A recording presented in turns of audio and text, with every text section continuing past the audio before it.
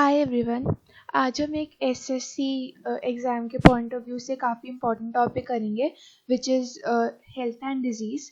तो इस वीडियो में हम डिफरेंट टाइप्स ऑफ डिजीज़ेस के बारे में पढ़ेंगे, उनके कॉजेटिव ऑर्गेनिजम्स के बारे में पढ़ेंगे एंड अगर टाइम अलाउ करे तो इम्यूनिटी के बारे में भी बेसिक समझेंगे। तो diseases are basically two types की, मतलब ये पूरा फ्लो चार्ट आपको हेल्प करेगा समझने में। एक तो कॉन्जेनाइटल मतलब प्रेजेंट सिंस बर्थ, और दूसरा जो आपने अपनी लाइफ टाइम में इधर उधर से अक्वायर की हो। तो कम्युनिकेबल डिजीज़ेस अक्वायर्ड वाली जो आपने की है ये तो जैसे जेनेटिक हो जाएंगी ना, जो प्रेजेंट सिंस बर्थ है ये भी डिफरेंट टाइप ऑफ हो सकती है, जैसे क्रोमोसोमल अबनॉर्मलिटीज़ हो सकती है या जीन डिफेक्ट्स हो सकते हैं। तो वो अलग ही टॉपिक बनता है इसके ऊपर, बट बेसिकली ये जो जनरल नॉलेज के अंदर आता है वो ये आएगा। तो acquired diseases can either be communicable मतलब can spread from one infected person to another, या फिर नॉन कम्युनिकेबल जो नहीं स्प्रेड होती। नॉन कम्युनिकेबल के अंदर बहुत सारी टाइप्स आ जाती है, जैसे degenerative diseases is basically auto immune disorder, जब आपकी बॉडी के सेल्स आपकी बॉडी के अगेंस्ट ही काम करने लग जाते हैं। डेफिशिएंसी डिजीज जैसे कोई विटामिन की डेफिशिएंसी की वजह से। एलर्जीज तो लाइक कुछ टेम्पररी टाइप होती हैं, लाइक आपके एनवायरनमेंट में सडन चेंज से आपकी बॉडी उनकी तरफ रिएक्ट करती है एंड इट प्रोड्यूसेस एंटीबॉडीज़, तो आपकी बॉडी बहुत एक्टिव हो जाती है and it produces certain effects. Cancer is due to uncontrolled growth of cells, बहुत ज़्यादा वो तेज़ी से डिवाइड करने लग जाते हैं। Other diseases can be caused due to various physical agents or any other reason. तो पहले हम बेसिक मेनली कम्युनिकेबल डिजीज़ेस के बारे में बात करें तो वी हैव डिफरेंट कैटेगरीज, जैसे bacterial diseases, viral diseases, fungal diseases, protozoa की वजह से कॉज, या हेलमिंथिक की वजह से कॉज। हेलमिंथ मतलब राउंड वर्म्स की वजह से। तो कॉमन बैक्टीरियल डिजीजेज में हमारे पास आ जाता है typhoid which is cause due to salmonella typhimurium. तो I am sorry, salmonella typhi की वजह से होता है ये। और salmonella typhimurium is the biotech में जो फर्स्ट टाइम प्लाज्मिड बना था, that was salmonella typhimurium and this is salmonella typhi या फिर सैल्मोनेला पैराटाइफी। तो this disease is mainly due to faeco oral transmission, मतलब कंटेमिनेटेड फूड या वाटर अगर आपने कंज्यूम किया हो तो उसकी वजह से हो सकता है। फीको का मतलब फीसिस, तो ट्रांसमिशन इज फीको ओरल। एंड इसमें एक मेरी मैलन का केस आता है। तो she was an asymptomatic carrier of typhoid bacteria and वो ऐसा खाना बनाती थी जिसके थ्रू लाइक सालों तक टाइफॉइड बहुत ज़्यादा स्प्रेड होता रहा, इसलिए उसको टाइफॉइड मेरी के नाम से भी जाना जाता है। And it is diagnosed using Widal test, जो एक एंटीजन एंटीबॉडी रिएक्शन के ऊपर बेस्ड होता है। सपोज कि अगर ये एक एंटीबॉडी है, अगर इसका एक एंटीजन इससे मैच हो गया तो clumping of protein like agglutination हो जाएगी एंड हम आइडेंटिफाई कर पाएंगे कि हमें टाइफॉइड है। तो इस पे समझने वाली बात है कि it is identified using Widal test. And दूसरा इसमें फीको ओरल ट्रांसमिशन होती है। इसके सिम्टम्स क्या होते हैं?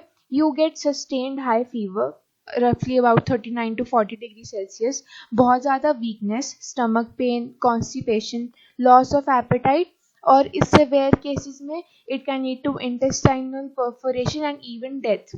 सेकेंड नंबर पे आ जाता है हमारे पास pneumonia which is cause due to streptococcus pneumonia या हीमोफिलस इन्फ्लुएंजा। तो ये टिपिकल बैक्टीरिया है, but pneumonia can also be spread through some atypical organisms like virus, protozoa, fungus या mycoplasma, और इसकी ट्रांसमिशन ड्रॉपलेट्स के थ्रू होती है। तो यूजुअली न्यूमोनिया और कॉमन कोल्ड में डिफरेंस पूछा जाता है। तो न्यूमोनिया अफेक्ट्स आपके लंग्स, आपके alveoli, while common cold only affects आपका रेस्पिरेटरी ट्रैक्ट मतलब आपका नोज वाला part.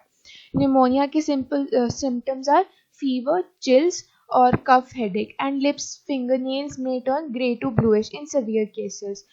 This is due to increased amount of carbon dioxide which is also known as cyanosis. फिर उसके बाद हम आ जाता है डिप्थीरिया पे।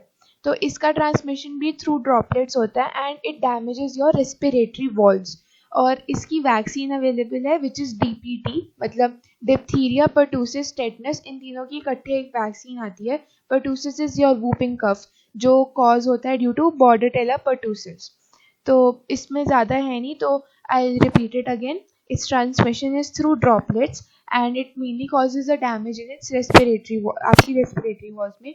And इसकी combined vaccine is DPT, which is for three diseases: diphtheria, pertussis and tetanus.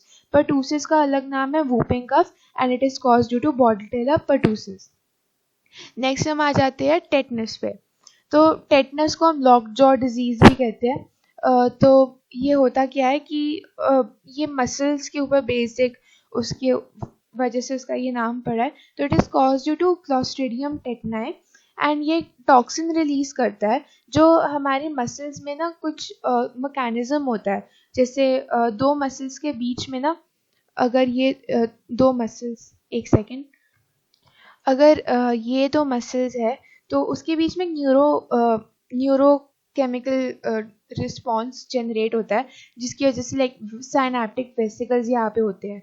तो basically अगर एक मसल से दूसरे मसल पे सिग्नल ट्रांसमिट होना है तो इनका बहुत बड़ा रोल होता है उसमें. तो ये जो क्लॉस्ट्रीडियम टेटनाई है ये एक टॉक्सिन रिलीज करता है जो इसकी ना इन साइनेप्टिक वेसल्स की रैपिड एक्सोसाइटोसिस करवाता है. मतलब ये रैपिडली सिग्नल भेजने लगता है एंड इसी वजह से आपका मसल जो है वो रैपिडली कॉन्ट्रैक्ट रिलैक्स करता है. तो इसकी वजह से रैपिड स्पैज्म ऑफ मसल्स हो जाता है. तो टेटनस आपने सुना ही होगा जब आपको कहीं बहुत ज़ोर की चोट लगती है, बहुत ही ज़्यादा ओपन वूंड होता है तो आपको डॉक्टर कहता है कि टेटनस का इंजेक्शन लगवा लीजिए. वो इसलिए होता है क्योंकि टेटनस एंटर्स थ्रू कट्स या वूंड्स एंड फिर उसके स्पोर्स जो है हमारी बॉडी में एंटर करके स्पोरुलेशन कर लेते हैं. स्पोरुलेशन इज़ बेसिकली ऐसा स्पोर टाइप बॉडीज़ बना लेते हैं ताकि वो बॉडी के एनवायरनमेंट से प्रोटेक्टेड रहे. एंड जब टाइम होता है इन स्पोर्स में से वो बैक्टीरिया रिलीज होता है एंड फिर वो बैक्टीरिया टॉक्सिन रिलीज करता है जो बहुत ज़्यादा रैपिड स्पैज्म कॉज करता है. उसके बाद हम आ जाते हैं प्लेग पे. तो प्लेग वॉज बहुत ही ज़्यादा wide spread during world war. तो प्लेग कॉज क्यों होता है? यर्सीनिया पेस्टिस की वजह से. Yersinia pestis is the actual bacteria जो ये कॉज करता है. और लेकिन यर्सीनिया पेस्टिस अपने आप से लाइक सेल्फ सफिशिएंट नहीं है. ये एक रैट फ्ली नामक एक लाइक आर्थ्रोपोड के ऊपर इंसेक्ट के ऊपर डिपेंडेंट होता है. एंड रैट फ्ली भी अपने आप में सेल्फ सफिशिएंट नहीं है, वो एक रैट के ऊपर लगा होता है. तो सपोज ये रैट है, उसके ऊपर रैट फ्ली होगा एंड रैट फ्ली के ऊपर ये बैक्टीरियम होता है. तो basically plague is indirectly connected to plague. मतलब उस टाइम था कि रैट की वजह से फैल रहा है बट अगर आप इसकी वो देखो तो it is basically due to this bacteria जो इस इंसेक्ट के ऊपर होते हैं. ये इंसेक्ट रैट के ऊपर होता है. तो ये इतना लंबा साइकिल है. तो the rat infects the human. बाकी इसमें होता क्या है कि आपके लिम्फ नोड्स जो है वो स्वेलअप हो जाते हैं एंड आरबीसी डिस्ट्रक्शन कॉज हो जाती है विच लीड्स टू बहुत ही ज़्यादा वीकनेस एंड अल्टीमेटली डेथ. इसके बाद हम कॉमन वायरल डिजीजेस पे आ जाते हैं. तो common cold is cause due to rhinovirus. अभी ये ड्रॉपलेट इन्फेक्शन होता है similarly like pneumonia and diphtheria. तो एक कंडीशन होती है rhinitis which is basically your inflammation in your nasal passage और एक्सेसिव म्यूकस प्रोडक्शन. तो राइनाइटिस कॉज होता है कॉमन कोल्ड में. आपको पता ही है कि बहुत ही ज़्यादा नाक बहने लग जाता है. That is due to excessive mucus production and inflammation in nasal passage. और इसमें कॉमन कोल्ड में हो जाता है आपको कफ भी इसके साथ आता है, headache, tiredness, nasal congestion and discharge, sore throat. तो ये usually last for about 3 to 7 days. इसमें और न्यूमोनिया में फ़र्क ये है कि न्यूमोनिया आपका लंग्स को अफेक्ट करता है, बाकी ये सिर्फ आपके रेस्पिरेटरी ट्रैक्ट को अफेक्ट करता है. उसके बाद mumps, measles and German measles are caused by paramyxovirus, rubeola virus and rubella virus respectively. तो मम्प्स क्या होता है? It is infectious parotitis. इसमें मतलब इन्फ्लेमेशन इन पैरोटिड ग्लैंड हो जाती है. Parotid gland is one of your salivary glands. हमारे पास 3 pairs ऑफ सिलिवरी ग्लैंड्स है in our mouth and parotid gland is one of the pair. Measles में आपको हो जाते हैं red rashes on the body, high fever and watery eyes. ठीक है. फिर हम आते हैं पोलियोमाइलिटिस पे. This is cause due to enterovirus और ये ट्रांसमिट होती है थ्रू फीको ओरल ट्रांसमिशन. हमने एक और फीको ओरल ट्रांसमिशन पढ़ी है विच इज़ टाइफॉइड. तो वायरस जो है वो स्पाइनल कॉर्ड के रूट गैंग्लियन के ऊपर अटैक करता है एंड फिर इसकी वजह से कोई मोटर इम्पल्स नहीं जनरेट होती है एंड इसलिए आपका मसल जो है वो डीजेनरेट कर जाता है. Rabies is cause due to rabies virus और ये आपको पता ही है कि बाइटिंग ऑफ रेबिड डॉग की वजह से होता है. And not only dog, biting of rapid dog, monkey, jackal या वुल्फ. एंड अगर जैकल या वुल्फ करे तो 100% फेटल हो जाता है. एंड इसमें एक वियर्ड सा सिम्टम होता है हाइड्रोफोबिया, मतलब फियर ऑफ वाटर. उसके बाद हमारे पास आती है hepatitis. Hepatitis is a sexually transmitted disease and it is mainly आपका इन्फ्लेमेशन इन योर लिवर. तो ये बहुत ही डिफरेंट टाइप्स की होती है. तो इट इज ऑफ 6 टाइप्स. तो it has hepatitis A, B, C, D, E and G. तो ये तो मतलब बहुत ही लंबा है इसको याद करना. तो इसमें समझने वाला पार्ट ये है कि hepatitis B is the one which is cause due to sexual transmission. बाकी सारे यूजली ब्लड ट्रांसफ्यूजन या फीको ओरल की वजह से होते हैं. इनकी जेनेटिक्स में घुसने की वैसे इतनी ज़रूरत है नहीं, बट फिर भी hepatitis B has double stranded DNA and it is sexually transmitted. तो अभी तक हमने बैक्टीरियल और वायरल डिजीजेस और उनके सिम्टम्स और कॉजेटिव ऑर्गेनिजम्स देख लिए हैं. उसके बाद हम आते हैं कॉमन प्रोटोजोअन डिजीजेस पे. तो यहाँ पे पहला है मलेरिया, जिसके आप देखो 4 डिफरेंट टाइप्स ऑफ, ये सबका जीनस तो सेम ही है पर स्पीशीज अलग अलग है. तो plasmodium ovale, plasmodium vivax, plasmodium malariae and plasmodium falciparum. Falciparum सबसे ज़्यादा dangerous type of causative organism इसका है and it is mainly dominant in the north eastern parts of India. जैसे असम वाले एरियाज़ में ये ज़्यादा पाया जाता है and it is nearly fatal. ये सबसे ज़्यादा डेंजरस काइंड ऑफ मलेरिया होता है. तो मलेरिया में समझने वाला यही है कि इसके सिम्टम्स होते हैं फीवर एंड चिल एंड इसके दो होस्ट्स होते हैं, एक ह्यूमन और एक मॉस्किटो. तो ये हम इन दोनों के अंदर अपना लाइफ साइकिल कंप्लीट करता है. वो डिटेल्स के अंदर जाना इतना इम्पोर्टेंट नहीं है, बट इसका carrier is also female anopheles mosquito. तो female anopheles mosquito and humans are इसके 2 होस्ट. एंड इसको हम प्रिवेंट भी कर सकते हैं बाय स्प्रेइंग ऑफ इंसेक्टिसाइड्स, क्योंकि इसका कैरियर एक मस्कीटो है. तो अगर मॉस्किटोज नहीं होंगे तो you will be safer from malaria. तो स्प्रेइंग ऑफ इंसेक्टिसाइड्स और ऑयल स्पिल्स, या फिर एक लार्विसाइडल फिश होती है which is known as Gambusia fish. तो वो इस सबको इराडिकेट करने में हेल्प करती है. The second one is amoebiasis which is cause due to Entamoeba histolytica. तो इसमें क्या होता है कि आपको बेसिकली अगर मैं सिंपल वर्ड्स में कहूँ तो it's diarrhoea but accompanied with blood. And होता क्या है कि इसमें ना जैसे कहते हैं ना कि पेट के कीड़े हो गए एंड एवरीथिंग. तो एंटामीबा हिस्टोलिका आपके हाउस फ्लाइज में पाया जा सकता है. House flies can carry this Entamoeba histolytica.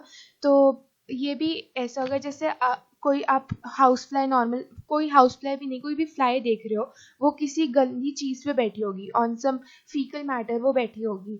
तो अगर वो आई एंड वो आपके खाने के ऊपर आके बैठ गई and you consume that food, तो आपके स्टमक में जाएगा एंटामीबा हिस्टोलिका एंड वो ग्रो कर लेगा.